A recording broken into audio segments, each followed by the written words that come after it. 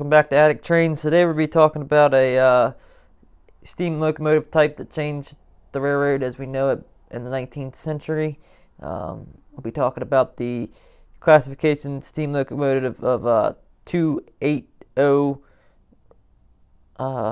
wheel arrangement with two leading wheels on one axle, then 8 driving wheels and 0 trailing trucks under the firebox.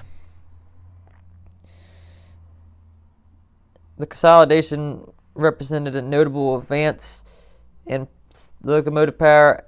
After 1875, it became the most popular type of freight locomotive in the United States, built in greater quantities than any other wheel arrangement.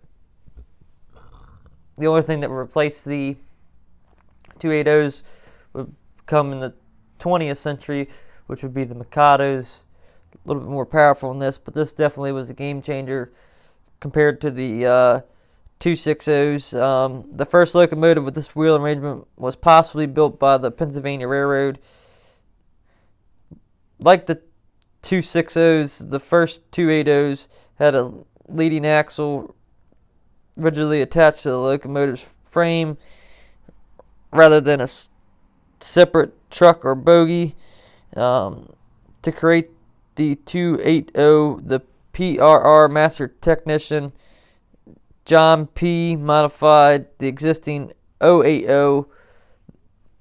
the Bedford, between 1864 and 1865. The 260 Mongol type was first created in the early 1860s. It was often considered a logical forerunner to the 280. However, this claim is made that the first true 280 engine evolved from a 080 and was ordered by the United States Lehigh and Mahoney Railroad, which named all of its engines.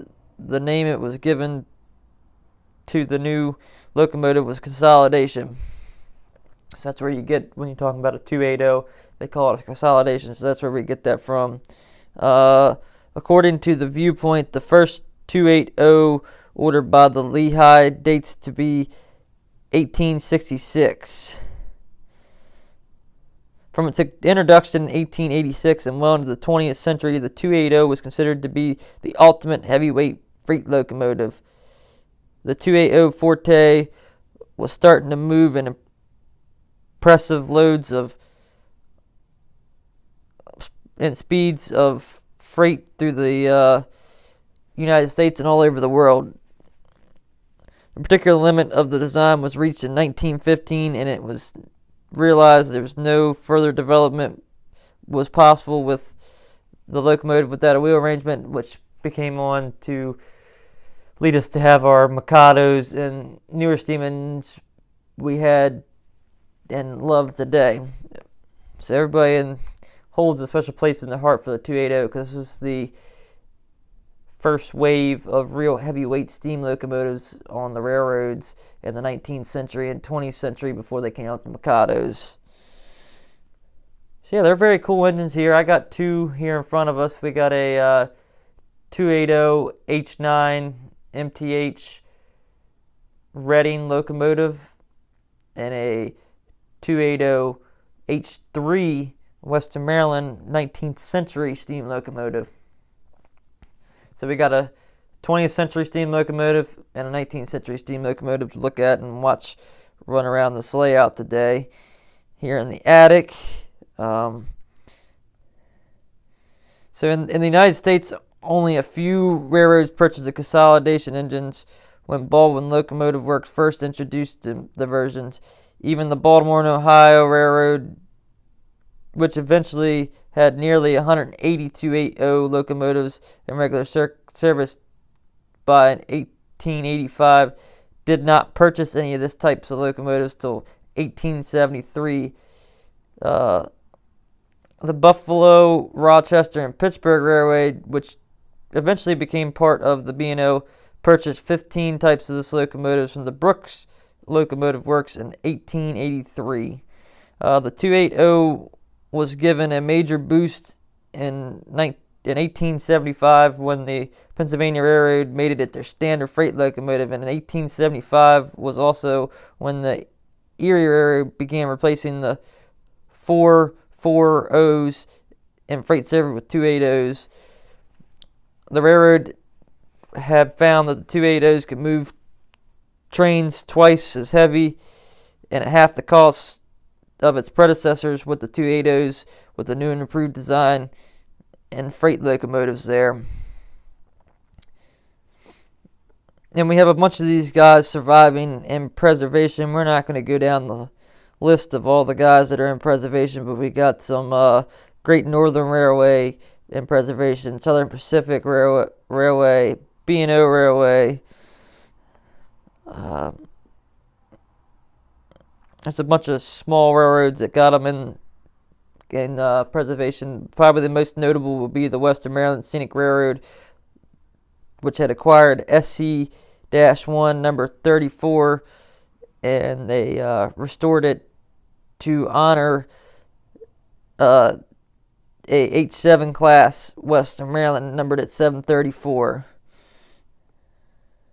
So we're going to get these guys fired up here and have these guys running around, strutting their stuff around the layout here for you.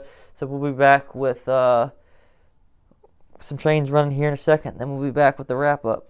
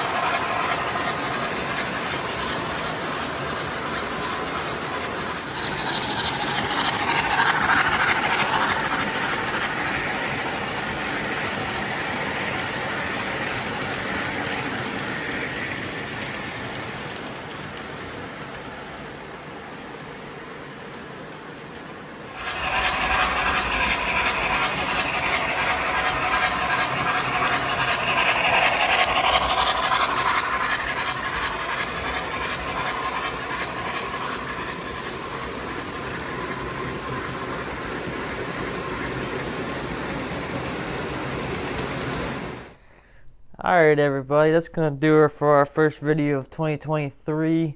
We are coming up on the 1 year of this channel in February. We started in February 2022.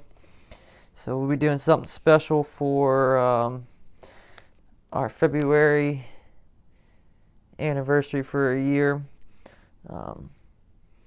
We'll be doing a recap here in 2022, the year 2022 here at Attic Trains. So be on the lookout for that. So yeah, if you guys like this video and you like these types of videos, continue to let me know so I can try to make more videos like this. I like to do historical content with model trains and reviews and stuff like that. I got a lot more content coming for this year. We're going to have a good year this year in 2023. We are on TikTok, so if you want to go check us out over on TikTok, it's Attic Train 769 over on TikTok. We go live on there a good bit. If you want to see some short videos and behind the scenes, go check us out over there on TikTok, and check us out on Instagram at attic_trains_769. We post updates with new stuff we're getting over there, so go check us out over there on Instagram as well. But yeah, make sure to subscribe here, turn the little bell on for more notifications, and check us out on our other platforms like TikTok and Instagram. And we'll see you guys back here next time at the Attic. Thank you.